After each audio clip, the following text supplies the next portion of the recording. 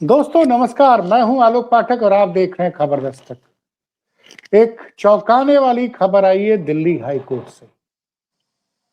गंभीर अपराध के चलते आजीवन कारावास की सजा भुगत रहे भारतीय जनता पार्टी के पूर्व विधायक कुलदीप सिंह सेंगर, जिनको एक नाबालिग की आबरू लूटने और तमाम तरह के गंभीर अपराधों के मामले में डिस्ट्रिक्ट कोर्ट ने आजीवन कारावास की सजा सुनाई थी। 6 साल के भीतर ही आज उनको जमानत दे दी गई और उनकी सजा को जब तक हाई कोर्ट में उनकी अपील की सुनवाई नहीं पूरी होती तब तक के लिए उनको जमानत दे दी और सजा को सस्पेंड कर दिया गया। मनोज जी, ये क्या है भाई? विधायक लोग, जो पूर्व विधायक, पूर्व मंत्री, ये लोग क्या कानून से ऊपर होते हैं? क्या होते हैं भाई? ये अगर कोई मामूली आदमी को इस तरह के अपराध की सजा मिलती तो शायद उसको जमानत न मिलती। समर्थ को नहीं, दोष गोसाई क्या ऐसे ही लोगों के लिए लिखे गए थे क्या तुलसीदास जी?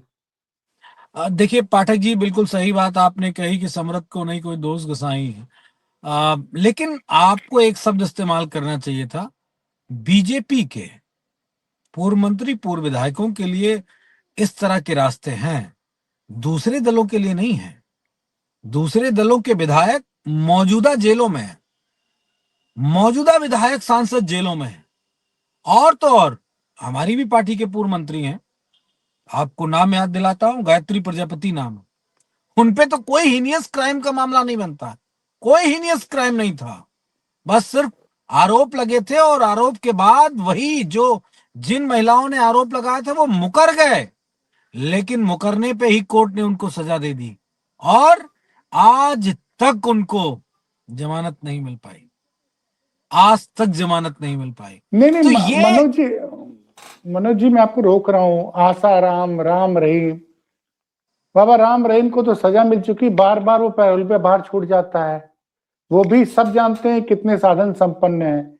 कुलदीप सेंगर को आज जमानत मिल गई और दैनिक भास्कर ने नवंबर में जिक्र किया था कि उनके भांजे कह रहे हैं कि बिहार चुनाव के बाद उनको जमानत मिल जाएगी और आज सही में जमानत मिल गई। देखिए, सब पूरा सिस्टमैटिक है और बीजेपी चीजों को बहुत बेहतर ढंग से करती है। और उसके पीछे सबसे बड़ा कारण ये है कि कहीं किसी चुनाव में कोई मुद्दा ना बन जाए। जैसे उनके भांजे ने अगर ये बात कही कि बिहार चुनाव के बाद, तो निश्चित तौर पे अगर बिहार चुनाव से पहले उनको जमानत दी जाती तो निश्चित तौर पे चुनाव में विपक्ष उसको मुद्दा बनाता, मंचों से बात कही जाती, जनता को पता चलता। तो बहुत सेफली गेम खेलते हैं। और बिहार तक तो कुलदीप सेंगर मालूम है, पश्चिम बंगाल, तमिलनाडु में कौन जाने कि कुलदीप सेंगर कौन है। मुझे तो नहीं लगता उस चुनाव में कोई ये मुद्दा बन पाएगा। तो बीजेपी बड़ा कैलकुलेटिव खेलती है और उस कैलकुलेटिव के चक्कर में मुझे ये लगता है कि बीजेपी अपने अपने, चाहे वो कोडीन भैया टाइप के लोग हों, चाहे कुलदीप सेंगर टाइप के लोग हों, ये सबको मैं कनेक्ट एक ही बात से करता हूं कि ये सभी जो हैं ये मौजूदा उत्तर प्रदेश के मुख्यमंत्री योगी आदित्यनाथ जी के सजातिये हैं और सजातिये होने का इनको बेनिफिट मिल रहा है। और मैं इस बात के लिए नहीं, बड़ा आपको हाई कोर्ट के जज ने जमानत दी है, उसमें सजाती का एंगल कहां से आ गया? अरे आप फिर क्या बात कह रहे हैं? इस तरह की बातें मत कहिए। जो हम आरोप लगा दें वही आरोप है। हम कोर्ट नहीं, कचहरी नहीं, लेकिन ना वकील है, लेकिन पार्टी के वकील तो हैं भैया। सजाती है इसीलिए ये मिल रहा है और कुछ थोड़ी नहीं है। तो एक तो इनके और भी इनके पिछड़े समाज के दलित समाज के तमाम नेता जेल गए, उनको भी जमानत नहीं मिली है। सजातीय द सेंस मुख्यमंत्री का है भाई, दिल्ली कोर्ट में है, पावरफुल कम्युनिटी है। और जो कम्युनिटी पावरफुल होती है, सत्ता में बैठी है, जिनके मुख्यमंत्री हैं, जिनके सबसे ज्यादा कैबिनेट मंत्री हैं, जिनके रक्षा मंत्री हैं, जिनके और भी मंत्री पे मंत्री हैं, तो जाहिर सी बात है कि वो होंगे, सारे सिस्टमेटिक ढंग से वो होंगे। लेकिन ये बात स्पष्ट हो गई कि बीजेपी की मंशा किसी बालिका को, किसी महिला को, किसी नवजात या किसी, माफ करिएगा, किसी नाबालिग बच्ची के ऊपर हुए अत्याचार के विरोध में कोई काम करने की इच्छा मंशा नहीं है। वो सिर्फ ये चाहती है कि उसके लोग, चाहे वो किसी भी स्टेट में हो, अगर उनपे गंभीर धाराओं में आपराधिक मुकदमे हैं, तो वो उसका किसी भी तरीके से विरोध नहीं करेंगे। मैं तो महिला आयोग से उम्मीद करता हूं कि शायद इस मामले में भारत का महिला आयोग, उत्तर प्रदेश का महिला आयोग इस पे कोर्ट से लेके और हर जगह एजेंसियों पे संज्ञान लेगा कि आखिर इनको बेल किस आधार पे दी गई है। बीजेपी की महिलाएं जिनको जिसे कहते नहीं कि सीना पीट पीट के वो चिल्ला के कहती हैं, जब कोई भी घटना किसी अदर पार्टी स्टेट में जहां गवर्नमेंट बीजेपी की नहीं हो जाती है, वो फिर खूब चिल्लाती हैं। तो निश्चित तौर पे मुझे लगता है कि बहुत जल्दी ये हमको आपको सबको देखने को मिलेगा कि शायद बीजेपी की महिला मोर्चा और महिला आयोग वो निश्चित तौर पे विरोध करेगी, ऐसा मैं उम्मीद करता हूं। और अगर नहीं विरोध करती है तो मुझे लगता है कि शायद बीजेपी की महिला टीम, चाहे वो आयोग के रूप में बैठी हो या सदन में बैठी हो या जो उनके संगठन में बैठी महिला टीमें हैं, वो सब इन सारे कुकृत्यों का समर्थन कर रही हैं, इसीलिए विरोध नहीं कर रही हैं। समाजवादी पार्टी इसका पुरजोर विरोध करती है। कोर्ट से मैं अपील माननीय राष्ट्रीय अध्यक्ष जी की तरफ से, पार्टी की तरफ से, कि कोर्ट इसको फिर स्वतः संज्ञान ले। एक बेंच ने दिया, दूसरी बड़ी बेंच इस पे स्वतः संज्ञान लेके इनको रोक सकती है, इनकी सजा को कंटिन्यू कर सकती है और अपील तक इनको जेल में ठूस सकती है। लेकिन इनके पास एक ऑप्शन था, पैरोल दे सकते थे, लेकिन सजा को सस्पेंड कर दिया जाना, इसका मतलब ये संविधान पे पूरा कुठाराघात करना है। और मैं इस बात से पूरी तरीके से स्पष्ट हो जाता हूं कि कहीं ना कहीं बीजेपी की मंशा अपराधियों को बचाने की है, रेपिस्टों को बचाने की है। और मैंने एक शब्द कहा था, वो शब्द बड़ा लोगों ने उस पे कंप्लेन भी की है। मैंने ये कहा था कि योगी आदित्यनाथ मतलब वो उत्तर प्रदेश के मुख्यमंत्री हैं, तो योगी आदित्यनाथ का पर्याय अब भ्रष्टाचार का बन गया।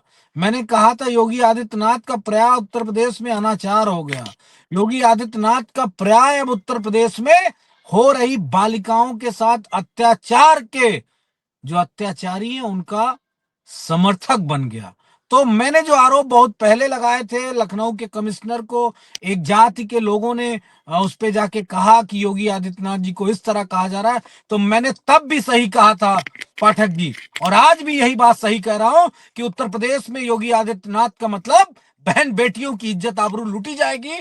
तो उत्तर प्रदेश की सरकार अपोज नहीं करेगी, उत्तर प्रदेश के वकील सरकारी अपोज नहीं करेंगे, उस रेपिस्ट के विरोध में वो नहीं खड़े होंगे, उस रेपिस्ट के, उस बहन बेटी के इंसाफ के लिए वो नहीं लड़ेंगे, वो सिर्फ और सिर्फ अपराधी को बचाएंगे। मनोज यादव ने कल भी सही कहा था और आज भी सही कह रहे हैं, और भविष्य में भी योगी आदित्यनाथ उत्तर प्रदेश की बीजेपी की सरकार के बारे में जो बोलूंगा वो भले ही समय से पहले हो, वो सत्य होगा। उत्तर प्रदेश लखनऊ पुलिस के कमिश्नर सुन ले, वो क्षत्रिय, अखिल भारतीय क्षत्रिय महासभा के लोग जिन्होंने मुझ पे एफआईआर कराई थी, वो लोग सुन ले कि ये योगी आदित्यनाथ पर्याय है इन अपराधियों को बचाने का। अरे लेकिन इस केस में तो ये तो सीबीआई जांच कर रही है, इसमें योगी आदित्यनाथ क्या करेंगे साहब? ये उत्तर तो प्रदेश की सीबीआई सरकार का स्टेटमेंट आना चाहिए। उत्तर प्रदेश की बालिका है, की लखनऊ के बालिका। बगल के जिले उन्नाव की वो लड़की है, और सर, सुनिए, वो हाँ योगी आदित्यनाथ की जाति की है। उस लड़की के लिए सरकार ने अब तक कौन सा स्टेटमेंट दिया, मुझे आप बताइए ना। कौन लड़ेगा उसका केस? सर, ये कौन उस लड़की के पक्ष में बोलेगा? सर देखिए, सुप्रीम कोर्ट ने इस केस को इसलिए यूपी से ट्रांसफर कर दिया था दिल्ली, और ये केस सीबीआई ने इसमें जांच की थी। क्योंकि जो सबसे चौंकाने वाली बात है कि जिस केस में डिस्ट्रिक्ट कोर्ट ने आजीवन कारावास की सजा सुनाई है, क्योंकि वो लड़की नाबालिग थी। पहली बात तो उसके साथ उसकी आबरू लूटी गई, दूसरी बात उसके पिताजी के खिलाफ मानहानि का मुकदमा दर्ज किया गया। उसके पिताजी पर आरोप लगा कि संगर के भाई ने उसको जाके इतना मारा, उसके पिताजी को ही गिरफ्तार कर लिया गया। पहले बात समझिए, सेंगर के पिता के खिलाफ मानहानि का मुकदमा दर्ज किया, आरोप लगा कि सेंगर के भाई ने उसको मारा और उसी को उठा के जेल में बंद कर दिया गया, सिंगर के पिताजी, वो लड़की के पिताजी को, और लड़की के पिता की जेल में मौत हो जाती है। उसके बाद आलम ये होता है कि वो लड़की रायबरेली से उन्नाव जा रही थी, गाड़ी में एक्सीडेंट हो जाता है, उसके परिवार के दोनों की जान चली जाती है। तो इस लड़की ने कितना कुछ झेला है सर। उसके बाद डिस्ट्रिक्ट कोर्ट उसको सजा देता है। छह साल बाद हाईकोर्ट उस सजा को कहता है जब तक हाईकोर्ट में ये याचिका सुनवाई सुनी जा रही तब तक ये सजा सस्पेंड है और इनको जमानत दे दी जाती है। तो सर ये जो मतलब मैं समझ नहीं पा रहा हूं, मैं बार बार एक ही दिमाग मेरे लाइन आ रही है कि समर्थ को नहीं दोष घुसाई, क्योंकि हमारे साथी हैं, मित्र हैं, छोटे भाई अनिल यादव, उन्होंने ट्वीट किया है कि जब राम रहीम और आसाराम को पैरोल मिल सकती है तो भैया इनको भी तो कुछ न कुछ आजादी मिलनी चाहिए। ये क्या देश हो गया है सर? तो कितने मैं एक सवाल उठाता हूं पाठक जी, उसका जवाब आप दीजिए, क्योंकि बीजेपी के लोग तो है नहीं। तो जिस केस नहीं में मैं अरे तो बस आप ये मेरी पूछ बात रहा हूँ कि सर सुनिए। कि मैं कि क्या इस देश में दो तरह का नियम रहेगा, जो जो पैसे वाला है, जो पहुंच वाला है उसके लिए दूसरा कानून और कमजोर के लिए ना आप पता नहीं क्यों सरकार को बचाने पे लगे रहते हैं, बोलते हम क्यों बचा नहीं नहीं रहे सरकार के सर, खिलाफ? क्योंकि सरकार तो कहेगी आप हमारा फैसला सरकार के नहीं। खिलाफ बोलते नहीं है पाठक जी, बोला करिए, हम स्पष्ट होके बोला करिए। मैं और आपको ये बताता फैसला हूँ, मैं आपको बताता भाई को हूँ। देखिए ना, पैसे वाली बात नहीं, पैसे वाली बात नहीं है, पैसे वाली बिल्कुल बात नहीं है। मैं कह रहा हूं और उदाहरण देके कह रहा हूं कि जिस जज ने गायत्री प्रजापति जी को बेल दी थी, उस जज का क्या हुआ था? आप बताइए, क्या किया गया नहीं था याद उसके खिलाफ? नहीं हाँ, याद आ रहा सर, उसको सस्पेंड किया नहीं गया याद है? था या हटा? अरे वो रिटायर होते होते बेल दे के गए थे, और लास्ट में क्या किया, उनके खिलाफ जांच बैठा दी गई थी, उनके खिलाफ जांच बैठा दी गई थी। आप कहाँ हम्म हैं? और हम्म। ताबड़तोड़ तरीके से उनकी बेल को खारिज किया गया था, आपको याद होगा। तो रियलिटी ये है कि और कोई नहीं, बीजेपी और आरएसएस के लोगों को पूरी तरीके से हर व्यवस्था में, चाहे वो न्यायपालिका हो, चाहे वो मीडिया हो, चाहे वो कार्यपालिका हो, विधायिका हो, सब में बड़ी लिबर्टी दी गई है। इतना जबरदस्त लड़ाई समाजवादियों की किस बात की है? इसी बात की तो है कि सबको समान अवसर मिलना चाहिए। अगर आप जमानत एक आदमी को देते हैं तो बी को क्यों नहीं दे रहे हैं, सी को क्यों नहीं दे रहे हैं, डी को क्यों नहीं दे रहे हैं? क्या वो किसी दूसरे वर्ग से आते हैं इसलिए नहीं दे रहे हैं, या वो सरकार से सम्मिलित सरकार में नहीं है इस वजह से नहीं दे रहे हैं? और जज साहब का क्या मानक है कि उन्होंने ए को दे दी जमानत, लेकिन बी सी डी ने मांगी तो उनको जमानत उसी मुकदमे में नहीं है। तो जाहिर सी बात है कि इसमें सरकार का दबाव है। और मैंने इसीलिए इस बात को बहुत जोरदार तरीके से कहा कि वो तो एक बहाना था कि दिल्ली कोर्ट में वो सुना जाएगा, वो एक बहाना था। वहां भी उनके ही लोग बैठे, यहां भी उनके लोग बैठे, वो तो जिधर देखोगे उधर ही उनके लोग बैठे हैं। उनको तो न्याय कहीं भी मिल जाएगा, लेकिन उस व्यक्ति को न्याय नहीं मिलेगा जिस व्यक्ति के अंदर कमजोरी है, जो व्यक्ति गरीब है, जो व्यक्ति पिछड़ा है, जो दलित है, जो विपक्षी दलों का है, जो अल्पसंख्यक कम्युनिटी से, उनको न्याय नहीं मिलने वाला। पाठक जी, न्याय मेरे ख्याल से आरएसएस की चौखट पे दम तोड़ता हुआ दिख रहा है। अब सर देखिए, ये तो पता नहीं कि उस लड़की का केस कौन लड़ रहा है। सवाल ये उठता है कि भाई सिंगर मजबूत आदमी है, सत्ता पक्ष के नेता रहे हैं, अभी शायद भारतीय जनता पार्टी ने कागजों पे उनको निकाल दिया है, पता नहीं निकाला कि नहीं निकाला, लेकिन कागज ये कहते हैं कि उन्होंने भारतीय जनता पार्टी ने उनको निकाल दिया है। अब वो सुप्रीम कोर्ट जाते कि नहीं जा पाते हैं। सबसे बड़ी बात तो ये है कि गरीब घर की लड़की है, वो पहुंच पाएगी सुप्रीम कोर्ट इस जमानत को कैंसिल कराने के लिए? निश्चित तौर पे अगर उसका परिवार समाजवादी पार्टी से मदद मांगेगा तो मुझे मालूम है कि हमारी पार्टी जरूर मदद करेगी। और ऐसे बहुत सारे लोग हैं जो उस बालिका के साथ हुए अन्याय का, उसके पिता की जो हत्या कर दी गई और जिस तरीके से उसके परिवार को खत्म करने का प्रयास किया गया, वो सारी चीजें जनता को मालूम है। हम न भूले हैं न भूलने देंगे। निश्चित ही अगर ऐसी कोई व्यवस्था बनेगी, अगर वो मदद मांगेंगे सुप्रीम कोर्ट के लिए लड़ने के लिए, तो समाजवादी पार्टी उनकी मदद करेगी, ये वादा है। और अगर वो अरे सक्षमता सर, मदद मदद क्यों नहीं मदद मांगे ना मांगे, आप लोगों को आगे आना चाहिए ना।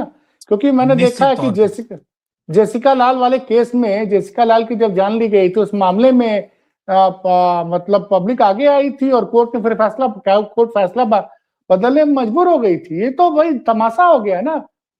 एक ही केस में गायत्री प्रसाद प्रजापति को जमानत नहीं मिलती है और इनको जमानत मिल जाती है और इनकी सजा, मतलब देखिए उसका सेंटेंस सुनिए। और बड़ी बात यह कि बार बार कह रहा हूं कि भास्कर ने तो नवंबर में ही बोल दिया था कि उनके भांजे बता रहे हैं कि चुनाव के बाद उनको जमानत मिल जाएगी। भाई उनके भांजों को कैसे पता चला कि हाईकोर्ट जो है वो आज यानी 23 दिसंबर 2025 को क्या फैसला लेने वाला है? तो इसकी भी जांच होनी चाहिए ना। वो तो भास्कर ने अपनी स्टोरी में वो वीडियो शेयर किया है। निश्चित तौर पे पाठक जी, जो आप बता रहे हैं या जो भास्कर ने कोट करके कहा था हवाले उनके भांजे के, तो वो बातें स्पष्ट रूप से, वो रूपरेखा, वो पूरा गद्य पद्य लिखा जा चुका होगा किसी के इशारे पर। हो सकता है वो किसी स्टेट का मुख्यमंत्री हो सकता है वो देश के कोई रक्षा मंत्री हो सकता है कोई गृह मंत्री हो, किसी, या हो सकता है अपने ही देश के प्रधानमंत्री हो, किसी न किसी का इशारा तो रहा होगा जैसा आपको। ऐसे तो कोई पास्को के तहत, चूंकि अगर वो नाबालिग बच्ची है और एक गरीब बच्ची है और उसके साथ अगर इस तरह का आरोप लगता नहीं, है, आप बताइए ना क्या क्या नहीं झेला उस बेटी ने। उस बेटी की आबरू लूटी गई, उसके पिता की को मारा पीटा गया, जेल में जब फर्जी मुकदमे बंद हो गया, उसकी जान चली गई और उसके चाचा को आप 10 साल गलत की शब्द सजा। इस्तेमाल कर रहे हैं। हाँ। जेल में मारा गया, जान नहीं चली गई, उसकी हत्या की गई कुलदीप सेंगर के भाई के द्वारा। सही नहीं और मारा सटीक पीट शब्द ये है, उसकी नहीं सर, अब हत्या की गई। वो क्योंकि शब्द आप यूट्यूब नहीं हमको बोलने कहेंगे, लेकिन मैं स्पष्ट रूप से बता दूं कि कुलदीप नहीं नहीं, उस सेंगर शब्द और को उसके यूट्यूब भाई यूट्यूब ने, उसको चलाने नहीं देगा सर, हमारी मजबूरी है। यूट्यूब उस शब्द को चलाने नहीं देगा, इसलिए हम कहेंगे उसकी नहीं जान ले ली ठीक है, गई। आप कह सकते हैं, आप ना कहिए पत्रकार, लेकिन हम पार्टी के नाते जो बात है, जो सत्य है, और उनके भाई को किस तरीके से सजा भी मिली, ईश्वर की लाठी और में थोड़ी नहीं। उसके बाद पीड़िता की गाड़ी पे, मतलब ट्रक में, याद करिए ना, पीड़िता को भी मुझे उड़ाने की अच्छे से साजिश याद थी। है, अच्छे से, मुझे बहुत अच्छे से याद है वो बात, कि कैसे वो उसका एक्सीडेंट कराने का फिल्मी अंदाज में प्रयास किया गया।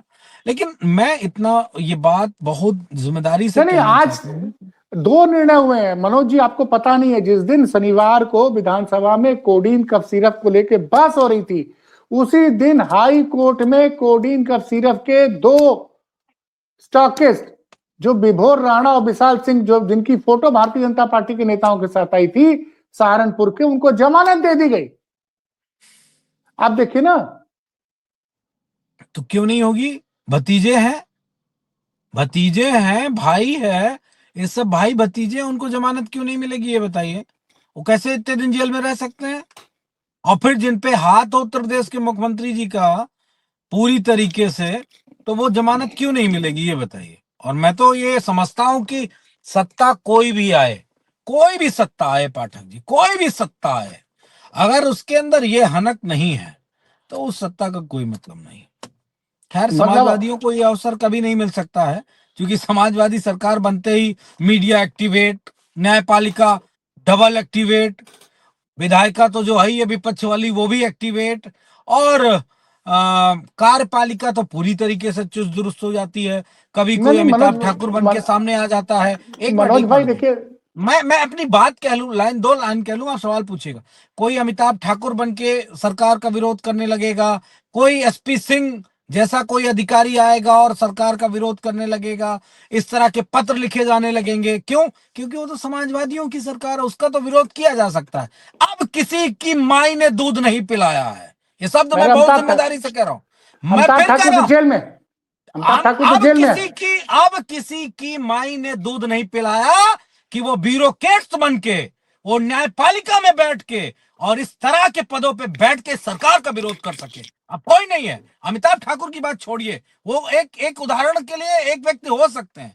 अब तो कोई नहीं विरोध कर रहा है, अब तो कोई सड़क पे नहीं बैठ रहा है, अब तो कोई सरकार के खिलाफ चिट्ठियां नहीं लिख रहा है। अब तो सब कह रहे हैं राम धुन गाओ भैया, राम धुन गाओ, राम धुन गाओ भैया, राम धुन गाओ। बस राम की धुन गाई जा रही है, नहीं नहीं, अपराधियों एक को चीज, बचाया जा रहा है और रेपिस्टों को छुड़ाया जा रहा है और विपक्ष के लोगों को मारा जा रहा है। और सारी संस्थाएं मंत्र मुग्ध हैं राम धुन में। उनको लगता है कि अगर राम धुन हम सुन रहे हैं तो कोई आवश्यकता नहीं है, हम कुछ भी कर सकते हैं। ठीक वैसे जैसे उत्तर प्रदेश के मुख्यमंत्री जी कर रहे हैं, देश के प्रधानमंत्री जी कर रहे हैं। लोगों को धर्म की चाशनी, ईश्वर की भाव भक्ति पढ़ा के सब अनैतिक कार्य कर रहे हैं। वो अरावली की पर्वत भी हो सकती श्रृंखला जिसको लूटने के लिए तैयार बैठे हैं पूंजीपति। वो उत्तर प्रदेश के पूरे पूर्वांचल से लेके पश्चिमांचल तक पूरा एक नेक्सस बना है जो पूरा सिंडिकेट चला रहा है खनन को लेके। वो सब कुछ हो रहा है लेकिन कोई नहीं जाग रहा है। दुर्भाग्यपूर्ण है। मैं तो परमपिता परमेश्वर भगवान श्री कृष्ण से सिर्फ प्रार्थना कर सकता हूं कि इन सब को बहुत तगड़ी चोट दीजिएगा, क्योंकि राम धुन बज रही है और सब मस्त हैं। आप बांसुरी बजाओ कि इन सब की निद्रा टूटे और ये न्याय और न्याय को समझ सकें। जी, एक सवाल मेरा दर्शकों से, मनोज जी आपसे भी है। हाल के दिनों में दो घटनाएं बड़ी चर्चित रही। हाथरस, ये जो उन्नाव वाला कांड है तो आपने देखा ही है। हाथरस में क्या हुआ, वो बेचारी के साथ क्या हुआ, उसकी जान चलेगी, किस तरह से उसका अंतिम संस्कार रात को जबरदस्ती किया गया, वो टीवी चैनलों पे लाइव देखा गया।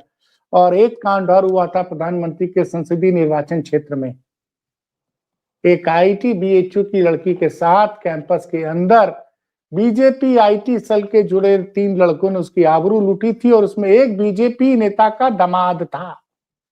उस मामले में भी सरकार ने इतनी लचर पैरवी की कि इन तीनों आरोपियों को जमानत मिल गई थी हाई कोर्ट से।